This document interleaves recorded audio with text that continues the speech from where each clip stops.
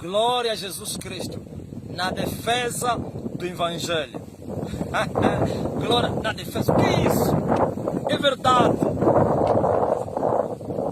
Muitos tentam defender o Evangelho. Paulo falou isso? Falou. Está aqui no livro de Filipenses, no primeiro capítulo, começando no 15, diz a Bíblia. Verdade é que também alguns pregam a Cristo por inveja e porfia, mas outros de boa mente. Uns por amor, sabendo que fui posto para a defesa do Evangelho. Mas outros, na verdade, anunciam a Cristo por contenção, não puramente julgando acrescentar a aflição às minhas prisões. Ok, Paulo se considerava como um defensor acérrimo do Evangelho. Se considerava que ele, glória a Deus, tinha sido levantado por Deus para defender o Evangelho. Mas eu não vejo Paulo defender o Evangelho na carne. Como você poderá defender o Evangelho vivendo a prática do pecado? Como você poderá defender o Evangelho e você não guardando o Evangelho? Isso é hipocrisia, pô. Ou você está pensando que defender o Evangelho é pegar na espada e ir lutar contra os inimigos, os opositores do Evangelho? Ou você está pensando que defender o Evangelho é você sair na rua e fazer manifestações pelos vossos direitos? Quando mais ou menos no teu país o governo dizer que vai fechar as igrejas e você sair na rua com os placares, cartazes, liberdade, liberdade, liberdade de expressão, liberdade. Isso não é defesa do Evangelho, não. Eu vejo pessoas a viver a prática da carne e dizer que estão a defender o Evangelho. E muitos deles se tornaram deputados, parlamentares, a dizer que estão a defender o Evangelho no parlamento. Deus não precisa que alguém lhe defenda. O Evangelho são as boas novas, não que começou na terra, que vieram do céu. No dia que nasceu Jesus, os anjos que estiveram lá, aos pastores anunciaram isso. Paz na terra, boa vontade de Deus para os homens. Anunciaram as boas novas. Disseram que havia nascido o Salvador. Disseram que nasceu em Belém aquele que poderia salvar a humanidade dos seus pecados. Boas novas. As boas novas que vieram do céu para a terra. O próprio Jesus falou: eu sou o pão vivo que desci do céu para dar vida. Não vossos pais comeram maná e morreram. Eu estou a vir do céu, dizia Jesus. Para vir da vida do mundo. Está em pecado, está morto. O salário do pecado é a morte. Então defender o Evangelho não é como fez Uza. Lembra-se da história de Uza? A Bíblia diz que Davi foi buscar a arca onde ficou abandonada por causa da corrupção de Saul. A arca estava no bosque. E Davi, quando subiu no trono, se lembrou da arca. E lhe falaram: olha, está lá na mata, na fazenda. E ele arrumou o povo, os sacerdotes, e foi buscar a arca. Só que Davi não buscou a arca segundo a lei de Deus. O que ele fez? Meteu a arca em cima de um carro. Pegou 2 bois, meteu-os à frente, 2 vacas, e levantou um carro, e meteu a arca no carro, e meteu um sacerdote, que era Uza, para guardar, para conduzir o carro. E assim, levaram a arca no carro. E Deus não admitiu isso, porque Deus havia declarado e determinado que a arca seria levada pelos coatitas consagrados. Homens consagrados levariam a arca e não ser levado pelo carro. E assim, o próprio Deus permitiu que os bois tropeçassem. E o tropeço dos bois levou também o carro a tropeçar. E o carro a tropeçar, a arca estava para cair no chão. E Uza tentou defender Deus. E Deus lhe matou. Foi ferido. E naquele dia Davi ficou com medo. E achou: não, essa arca vai me matar. Se já no caminho já começou a matar e deixou a arca, abandonou a arca mesmo lá na mata. Durante 3 meses. Até que ele foi consultar a Deus e Deus lhe revelou: eu não sou carregado pelos bois. Eu não sou carregado pelos bois e não sou defendido pelos homens. Aleluia. Eu mesmo, eu sozinho entro no vale. Sim. E eu toco na cabeça do inimigo. E eu saio a vencer porque eu nunca perdi a batalha. Mas você carregasse-me em cima dos bois, como disse um homem, e os bois sempre vão tropeçar. Somente os coatitas é que não tropeçam. Coatitas consagrados. Coatitas não consagrados também tropeçam. porque eu vejo, glória a Deus, meus filhos, aleluia, de Arão a tropeçarem quando estavam à frente da arca, lá na guerra contra os filisteus. Filhos de Arão, não, filhos, claro, descendentes de Arão, filhos de Eli, morrerem com a arca, e a arca presa. Vistes? Sim, na defesa do Evangelho. Esse Paulo que defendia o Evangelho, ele vivia o Evangelho. Esse Paulo que defendia o Evangelho, ele amava o Evangelho, aleluia, extremamente, aleluia, como ele foi possível nessa terra, quando ele disse, quando eu conheci Jesus, ele sofreu a perda de todas as coisas, pela excelência do conhecimento de Jesus Cristo, meu Senhor, eu sofri a perda de todas as coisas, e eu considero todas as coisas dela, viu? Alguém que tinha se doado por amor a Cristo, alguém que tinha renunciado, que tinha sacrificado a sua vida, a sua juventude por amor a Cristo, estava em condições de defender o Evangelho. E não pecadores querendo defender o Evangelho.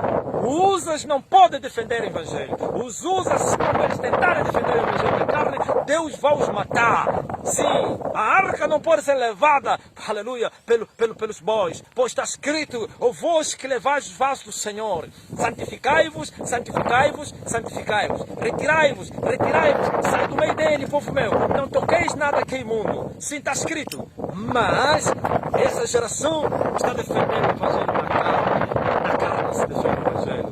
Na carne está querendo ajudar Deus. Deus não precisa que alguém lhe ajude. Ele sozinho, como que desceu no inferno sozinho. Ninguém foi com ele, ninguém lhe ajudou. Sim, não havia alguém que era capaz, como os homens que lá no céu. Só achou um que foi para o inferno sozinho. Aleluia, batalhou com os poderes do inferno. Sozinho venceu a morte. Aleluia, e não tropeçou. Sozinho saiu no terceiro dia e ressuscitou. E as portas do inferno não puderam lhe reter. E saiu como vencedor.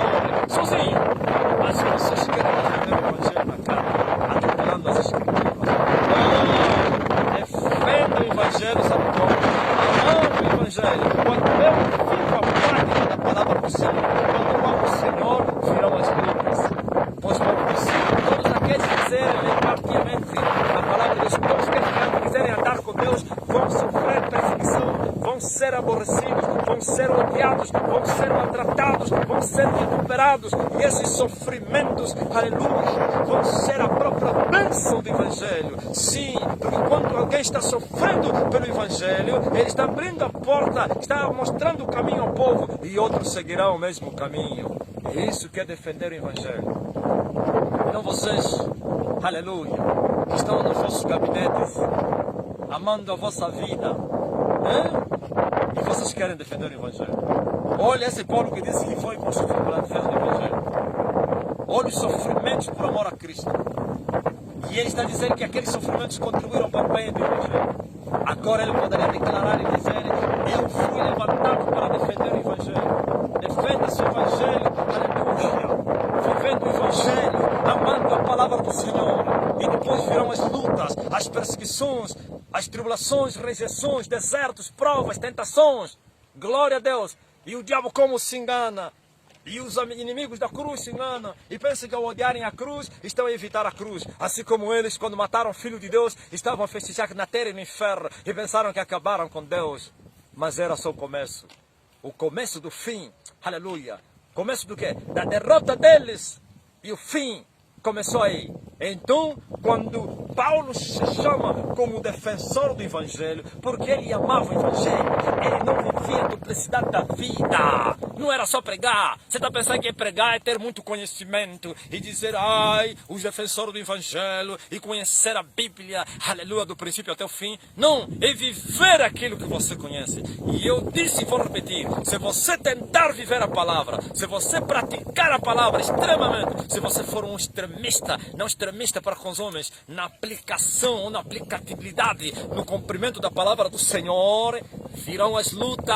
O inimigo vai te considerar como uma pessoa, aleluia, para bater. E assim as portas do inferno se levantarão contra ti. Os demônios te seguirão, andarão a tua trás para tentar evitar isso, porque eles vão te considerar como um homem perigoso na terra. E assim estarás a defender o Evangelho, porque Deus vai suscitar os renovos, não somente depois da tua morte, mesmo em vida. Outros se levantarão para fazer o mesmo. Outros se levantarão com a mesma ousadia e coragem. Por isso as prisões de Paulo, aleluia, não impediram, aleluia, a pregação do evangelho. E ele estava preso, mas outro se levantava. Tito estava a pregar, e outros Timóteo, e outros Filomão, e outros tantos aí anunciavam, testemunhavam Jesus Cristo para confundir Satanás e os seus agentes. Assim, nós podemos dizer que Paulo havia sido levantado para defender o evangelho, e não um pregador de letras mortas que não podem nem sequer salvar ninguém.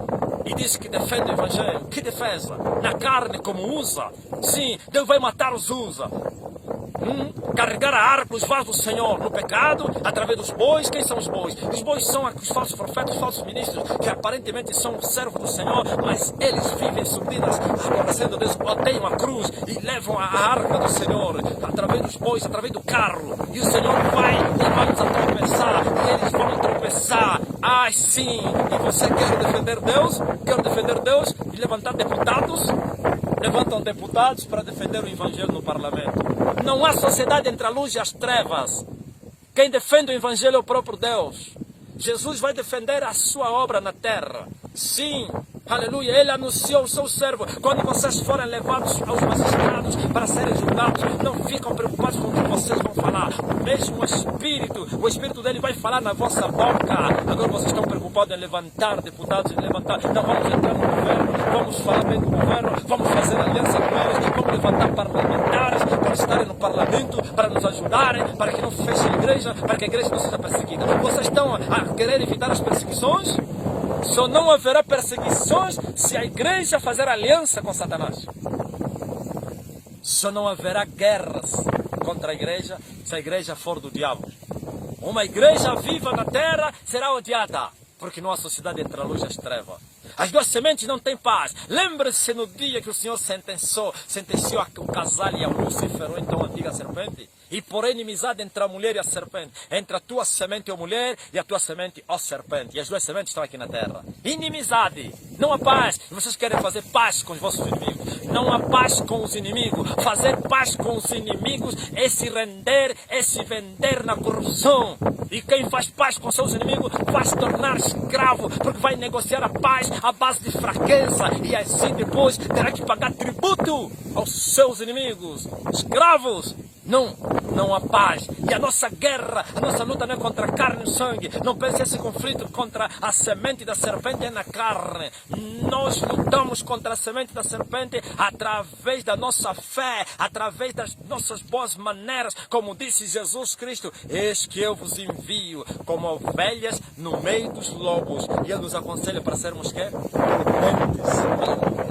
Como as serpentes. É simples como as pombas. Sim, temos que ser inteligentes e temos que ser humildes. Sim, como elementos indefesos, homens indefesos, porque as ovelhas não se defendem, mas temos alguém que nos defende. O nosso bom pastor, ele tem a vara na sua mão para castigar as ovelhas rebeldes. Mas não te esqueças, o nosso pastor, ele tem um cajado na mão para ferir os lobos que tentam vir devorar as suas ovelhas, porque está escrito: o bom pastor deu a sua vida pelas suas ovelhas. Eu não vou admitir que os lobos venham, aleluia, maniatar ou castigar as suas ovelhas, a não que passe com a permissão deles. Não haverá, glória a Jesus Cristo, paz nunca entre as duas sementes. Quando houver paz é porque todos são da mesma semente, porque Jesus falou isso: se o mundo vos odiar é porque eu vos chamei do mundo, por isso o mundo vai vos odiar e vos aborrecer. Mas se vocês, porque vocês não sois do mundo, então o mundo vai vos aborrecer. O mundo tem que nos aborrecer. Esse governo de Satanás tem que perseguir a igreja, tem que dar decretos contra a igreja, como foi feito com Sadraque, Mesaque, Abidinego, como foi feito com Daniel, como foi feito com José. Sim, sempre foi isso. Mas quando eles nos perseguirem, quando eles nos atacarem, quando eles nos odiarem, estarão nos ajudar para o nosso Deus se manifestar no nosso meio e assim crescermos, como foi com a igreja primitiva. Quanto mais eram perseguidos, mais a igreja crescia, não somente em números, mas também no espírito. E muitos se convertiam, até os perseguidores como Paulo, Saul de Tarso, se tornou defensor acérrimo do evangelho. Mas um dia ele perseguiu a igreja e ele falava com Deus quando foi arrebatado: Senhor, aleluia, eles sabem que eu os perseguia, eu os maltratava, estava, quando eles matavam o seu servo Estevão, eu estava lá dando o meu voto, eu guardava as roupas daqueles que massacravam Estevão, e o Senhor disse, dá-te depressa, sai de Jerusalém, porque não vão receber o meu testemunho. E ele partiu para os gentios e continuava a pregar, e para defender o evangelho foi odiado, foi perseguido, foi maltratado, cadeias, chibatadas e outras coisas, mas continuava intacto, firme, amando aquele, aleluia, quem ele tinha entregado a sua vida. E assim o evangelho foi defendido. Quando eles queriam acabar com Paulo, mas Paulo nascia, outros Paulos nasciam em todas as nações, discípulos mais discípulos, com o mesmo espírito de garra e fé e determinação, atitude e coragem. E agora, o que fazer? Nada. Pois Jesus disse, edificarei a minha igreja e as portas do inferno não vão prevalecer contra ela. Significa que as perseguições, as tribulações desse tempo presente não vão destruir a igreja, não vão parar com a igreja, mas negociar com outra semente, isso é que acaba com a igreja. Negociar com eles, fazer paz para não nos perseguirem, para não nos odiarem, para não nos maltratar, nos tornamos semelhantes a eles, porque nós vamos negociar a base de fraqueza e eles vão ditar regras. Ok, vocês não querem ser perseguidos, então vocês não falem isso e não fazem isso. E assim somos obrigados a obedecer, estamos a pagar tributo. Mas lembre-se de Pedro, mandaram para ele, parem de pregar esse nome. O que Pedro respondeu? Ouviu? Homem que estava disposto para ser perseguido e não rejeitava as perseguições. Disse que? Aleluia! Ele falou, prestem bem atenção. Importa obedecer a Deus do que aos homens. Vê se é justo vos ouvir a vocês, não antes a Deus. E em outras palavras, Pedro estava dizendo, nós vamos continuar a pregar Jesus Cristo, porque vamos obedecer a Deus, não, vocês são carnais. E agora? Como é que ficou? Onde foi Herodes? Herodes foi ferido em pleno comício. Quando ele matou Tiago, meteu Pedro na cadeia, perseguiu a igreja, assolou a igreja. E outro dia num comício o povo gritava, voz de Deus, não de homem. E veio um anjo que lhe feriu e na hora ficou podre e foi comido pelos bichos e todos fugiram. Coisa estranha. Na hora o homem morre e apodreceu. Os bichos apareceram. Por quê? Porque Deus não admite alguém que toma a sua glória. Você persegue a igreja do Senhor porque Deus está te mandando. Lembre-se de Faraó. Para isso eu te levantei, para eu mostrar o meu poder a ti e para que o meu nome seja conhecido em todas as nações. Deus levanta os inimigos, a semente de serpente, para perseguirem a sua igreja. Com qual finalidade?